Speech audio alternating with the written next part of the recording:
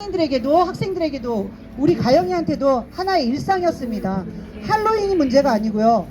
이태원이 문제가 아니었습니다. 안전을 지키지 못하는 정부의 문제였고, 정부의 부재로 인해서 일어난 참사였고, 정부가 안전만 대책을 잘 세웠어도 그런 이태원이 그렇게 힘든 곳이 되지 않고 할로윈이 슬픈 날이 되지 않았을 겁니다.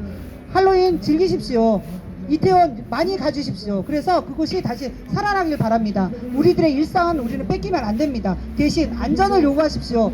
그날 적어도 10월 29일 날은 전국 어디에든 젊은 사람들이 모이고 국민들이 모이는 곳에 정부는 어떤 인파 대책을 세웠는지, 안전관리를 하고 있는지, 경찰은 몇 명을 경찰은 배치를 했는지 정부는 발표를 하게 해야 되고, 언론은 그것을 받아서 질문을 해주는 역할을 해야 합니다. 그런 역할을 하지 않는 언론과 그런 역할을 하지 않는 정부를 향해서 우리는 분노를 해야 되고, 그거를 위해서 저희는 진상규명을 하기 위해서 저희는 이곳에 이렇게 나와 있거든요. 저희 진상규명할 때 왜 뭐를, 특수본 조사도 끝났고 국정조사도 끝났는데 너네들 뭘 그렇게 원하냐. 아무것도 밝혀진 게 없습니다. 아무도 처벌받지 않았어요. 보석으로 저희 증거인멸, 증거조작, 용산구청장, 관계 경찰들, 김강호, 모든 사람들이 다 보석으로 풀려나고 제대로 재판을 받지 않았어요.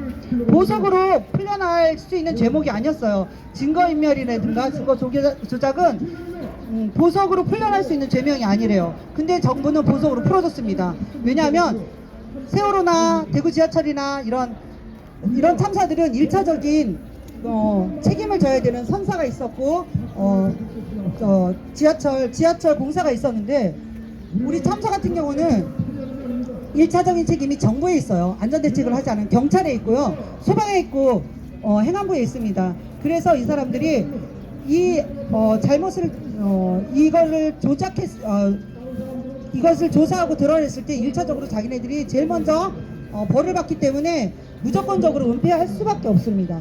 저희 가영이가 은폐했다는 한 가지 증거가 뭐냐면, 저희 가영이가 1시 반에 순천향병원 영안실로 실려갔는데, 제가 가서 물어봤어요. 그 장례식장 가서 우리 가영이를 데리고 왔던 구급차가 가영이 말고도 몇 명을 더 싣고 왔나요? 라고 물어봤더니 가지 않았대요. 그 시간이 1시 반인데, 새벽 1시 반인데 왜 안 갔어요? 했더니 다른 곳으로 분산 배치되기 위해서 대기하고 있었대요. 그래서 제가 응급실을 가봤어요. 응급실에는 부상자가 몇 명이나 들어왔어요? 했더니 단 한 명도 들어오지 않았대요.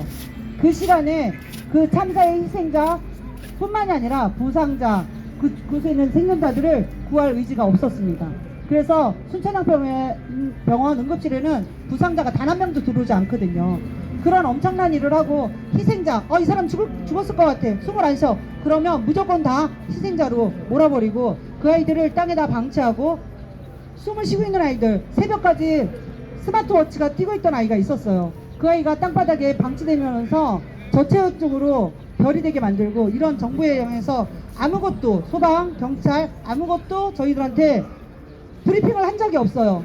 우리 유가족들의 여태까지 명단도 주지 않았고요. 어떤 것도 저희한테 브리핑을 하지 않았는데 어떻게 진상규명을 하지 않습니까?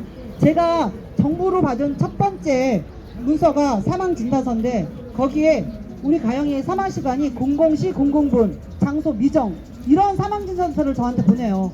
그래놓고 저희 보고 믿어라, 이걸로 마무리 지어라 라고 얘기를 해요. 그러더니 한 2달 정도 지나서 경찰서에서 경찰 조사 종료 보고서라는 게 저희한테 와요.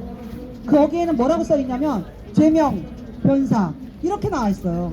아이가 간 것도 힘들어 죽겠는데 죄를 지은 죄명이 있더라고요. 근데 그 죄명이 다른 게 아니고 변사래요. 우리 아이들 그리고 변사 아니거든요. 압사로 인한 질식사거든요. 이런